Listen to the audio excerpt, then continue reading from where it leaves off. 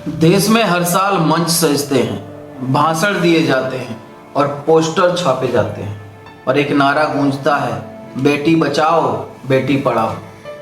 लेकिन किससे बेटी को बचाओ और किस भारत में बेटी को पढ़ाओ? सरकारी आंकड़े कहते हैं कि भारत में लड़कियों की स्थिति सुधर रही है, लेकिन जमीनी हकीकत कहती है बेटी आज भी पैदा होने से पहले मारी जाती है, पैदा होने के बाद तिरस्कृत की जाती है और जवान होकर शोषित हो जाती है। अगर बेटी पैदा हो भी जाए तो क्या इस देश में सुरक्षित है? यौन शोषण के अपराध और समाज की चुप्पी और जातिवादियों का जहर। लड़की से कहा जाता है चुप रहो चुप रहो, लेकिन अपराधी से कभी नहीं कहा जाता रुको, ये अपराध है। रेप के बाद भारत में लड़की का 2 बार शोषण होता है, एक तो अपराधी द्वारा और दूसरी बार समाज द्वारा। FIR तक दर्ज नहीं होती और उसके चरित्र पर सवाल उठाए जाते हैं, उसके कपड़ों पर सवाल उठाए जाते हैं। देर से न्याय मिलता है और कई बार न्याय ही नहीं, रेपिस्ट को ही बरी कर दिया जाता है। ये मेरे भारत देश के हालात हैं। यहां अपराधी से नहीं पूछा जाता कि तूने ऐसा क्यों किया, बल्कि लड़की से पूछा जाता है तू बाहर क्यों निकली, तू बाहर गई क्यों?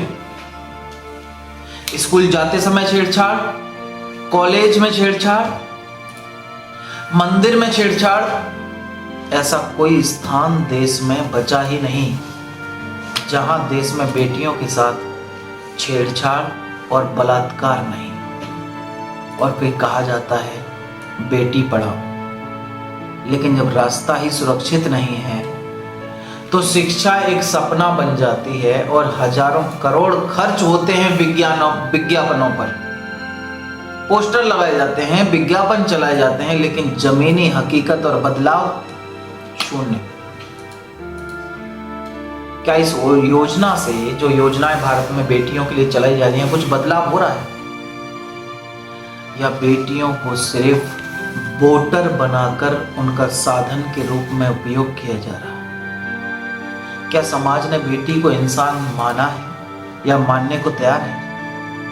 जब तक बेटी को बराबरी नहीं मिलेगी तब तक बेटियां बचाओ और बेटियां पढ़ाओ सिर्फ एक नारा रहेगा, सच्चाई नहीं। आज इस देश को हो क्या गया है?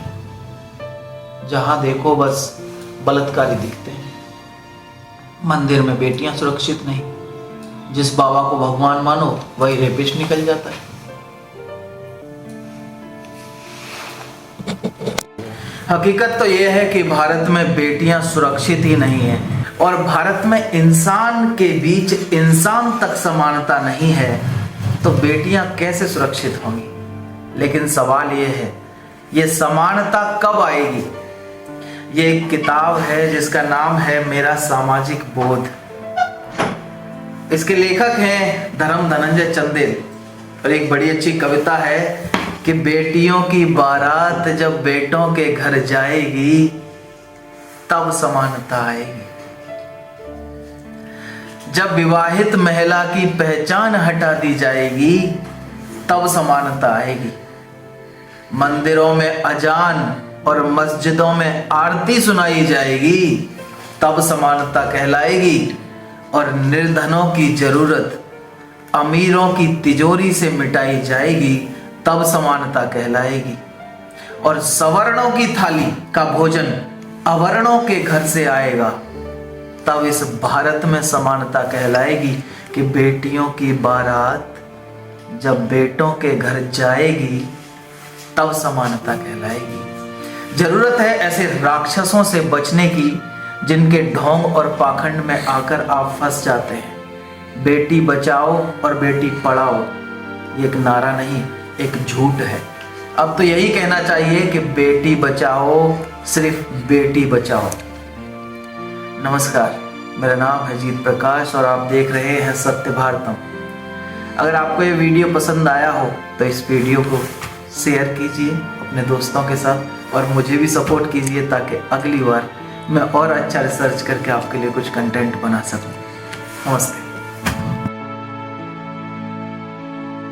और सुशील यादव को सुधीर ने मेरी बेटी को उठवा के यहाँ से ले गया था अपने गांव में।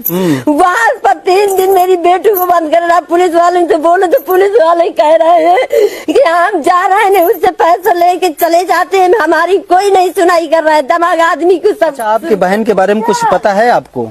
जी क्या पता है? हमारे दीदी को ये रात में उठवा दिया था। अच्छा, आप लोगों ने देखा था? जी देखे? ये पड़ी नहीं, पास में पड़ी थी आप? जी ये बिहार है, बिहार। दरिंदों ने 4 वर्ष के बच्ची को भी नहीं छोड़ा। समझ जाइए, कुत्ते हैवान, इतने इतने कुत्ते यहाँ पैदा हुए हैं।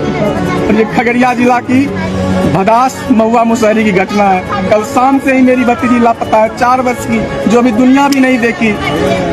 दरिंदों ने उसे बिस्कुट खिला करके, कुचला करके, बहला करके बगल के खेत में ले गया। लेकिन दरिंदगी इस हद तक चली जाएगी बिहार में, हमें समझ में नहीं आ रहा। अगर एप्स्टीन फाइल अभी तक तुमने नहीं देखी, तुम्हें इसके बारे में नहीं पता, तुमने इसके बारे में रिसर्च नहीं करी, और जो वीडियोस, जो डरावनी फुटेज आ रही है, अगर तुमने नहीं देखी तो आई विल सजेस्ट कि मत ही देखना। क्योंकि सच बता रहा हूँ, उसको देखने के बाद ना तुम्हारा इंसानियत से मन हट जाएगा। तुम सोच में पड़ जाओगे कि भगवान ये क्या चीज है, ये कितने दरिंदे लोग हैं, राक्षस लोग हैं, और उसके बाद भी ये इतनी अच्छी लाइफ जी रहे हैं अपनी, और उसके बाद भी ये लोग मतलब इतनी बड़ी सत्ता में है, कोई बड़ा बिजनेसमैन है, दे लग्जरी लाइफ जी रहे हैं। और इनके कर्म छोटे छोटे माइनर बच्चों को, जो 1-2 वीडियो ऐसी है जिनमें आवाजें आ रही है ना, छोटे छोटे बच्चे, मतलब माइनर की ट्रैफिकिंग होती है वहां पर। इतने बड़े बड़े नाम, यूएस का प्रेसिडेंट, तुम्हारा माइकल जैक्सन, तुम्हारा स्टीव जॉब्स, जिनको आइडल मानते हैं, जिनको पूरी दुनिया अप्रिशिएट करती है, जिनके सक्सेस को, जिनकी मतलब ये बहुत डरावना है लिटरली। मतलब इससे ज्यादा गंदी, इससे ज्यादा घिनौनी, मतलब धरती कांत, और इससे ज्यादा क्या होगा भाई, सच में नहीं पता।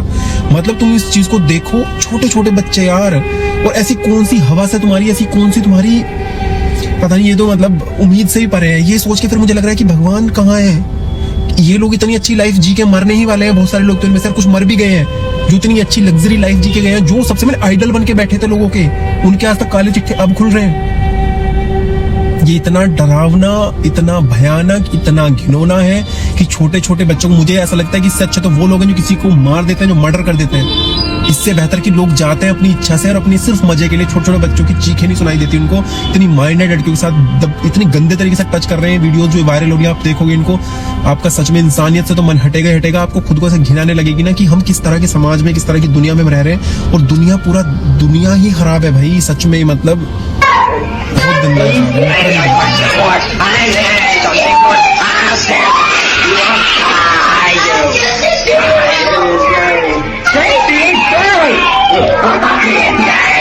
Finding my way.